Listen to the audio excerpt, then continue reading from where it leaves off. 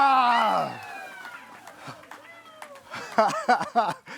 You might be wondering why I'm covering my body with plastic bags. Well, it started 20 years ago. I went to my local landfill and I saw plastic bags. They were everywhere. They were blowing around. They were caught on the fences. They were blowing out of the landfill into the adjacent ranch land where cows were grazing. And that's when I realized that I'd been lied to my entire life. How many of you heard the How many of you have heard the term, don't be a litter bug? Anyone? Yeah. You know, I grew up believing that litter bugs were the problem, that if we were just more responsible, we wouldn't have an issue with all this plastic. But at the landfill, I saw those plastic bags escaping into the ranch land. They were disposed of properly, yet they were still getting out into the wild. And that's when I realized it wasn't just a people problem, there was a system problem, that we have a system that's designed to create waste and then blame us for it. You see, that term litter bug, that was part of a decades-long PR campaign, advertising campaign, funded by the very companies creating the waste. And their goal, to shift the blame from the producer, from them, to us, the consumer. And that was part of something bigger. I didn't quite understand it yet. But after the landfill, I went to my house, and I looked under my sink, and what I found were hundreds of plastic bags. I was a plastic bag user. I didn't realize how many I used. I didn't realize what they were made out of. I didn't know what happened to them at the end of their life. So I decided to make this costume. I decided to make the bag monster to show people that there is no place called away. And also to show them what they used in 1 year in plastic bags, which is what this bag monster represents.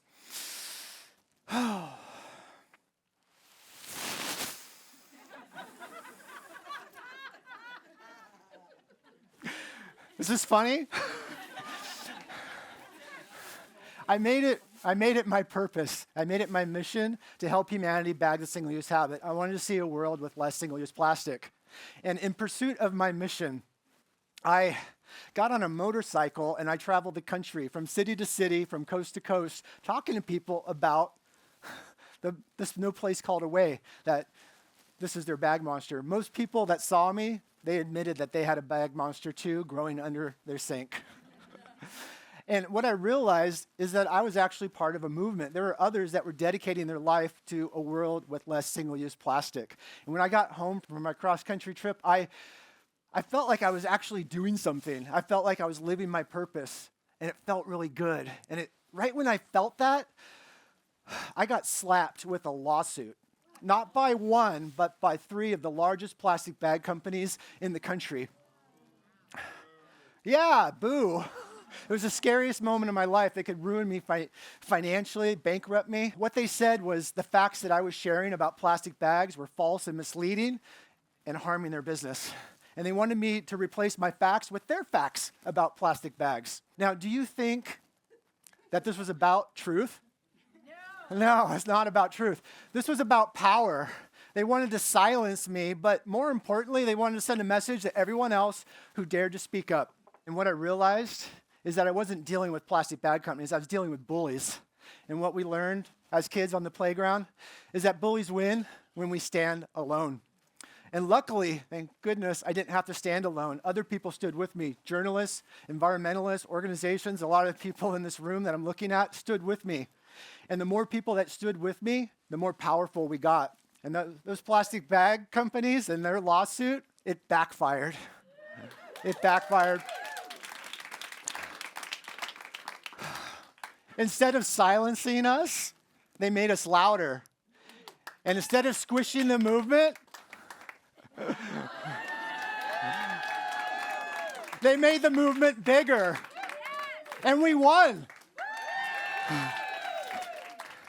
And what I learned through this experience is that the plastic bag industry, they have a playbook. It's something similar to the big tobacco playbook, except their playbook, unfortunately, is wrapped in plastic.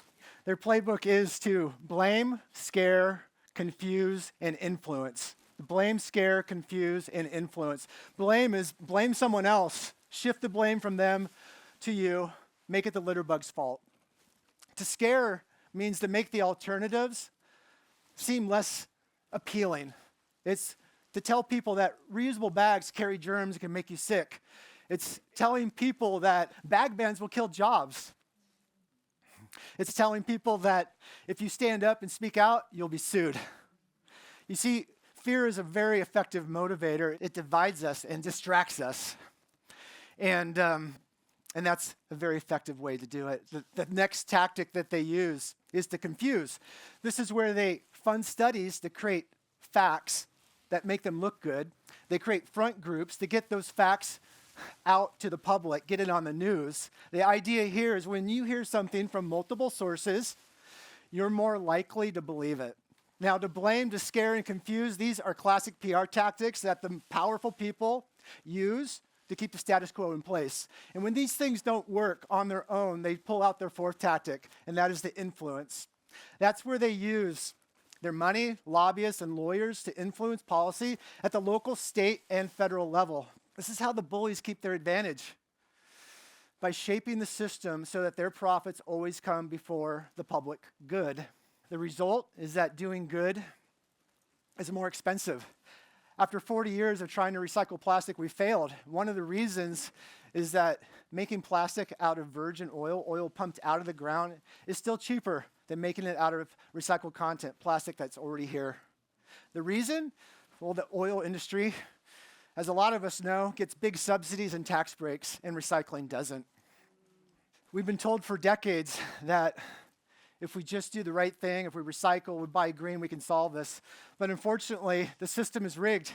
It makes good behavior hard and bad behavior easy. It rewards extraction over restoration. It rewards quarterly profits over building long-term value. And if the only duty of a corporation is to maximize shareholder value, other things like the environment, people, and even the truth, they become negotiable. They become nice to haves. The companies that are flooding the world with plastic, they're not paying for the costs. They're not paying for the cost to clean up, the health costs. We are. Economists call this externalizing costs. I call this passing the bill to our kids. Now, there is a solution. What if we made doing the right thing more profitable? What if we made the incentives so that the companies that were taking responsibility for their impact were getting the tax breaks, we're getting the subsidies? Thank you. It's simple to say, but hard to do. Why? Because the bullies have rigged the playing field. To fight them, what we need is our own playbook. And our playbook looks something like this. It's clarity, courage, and collective action. Clarity is ask who benefits from the story we're being told. Follow the money. Be skeptical. The next thing is courage. One of us can be silenced and we could be afraid, but it's important to stand up when we're afraid. And it's most important when we are afraid to stand up. And the third one is collective action. One of us could be silenced, as I said, but together, that's when change becomes unstoppable. The hopeful thing here is that the bullies, they don't have to play by their playbook. They can change. They can follow our playbook. They can choose to join us. And when we all play the long game for people, for planet, and for prosperity, we all win. Together, we can level the playing field. We can make doing good the smart business choice. We can make it so that companies thrive by leaving the planet better than we found it. Because when we all see clearly, act bravely, and stand together, those bullies, they don't stand a chance. Thank you so much.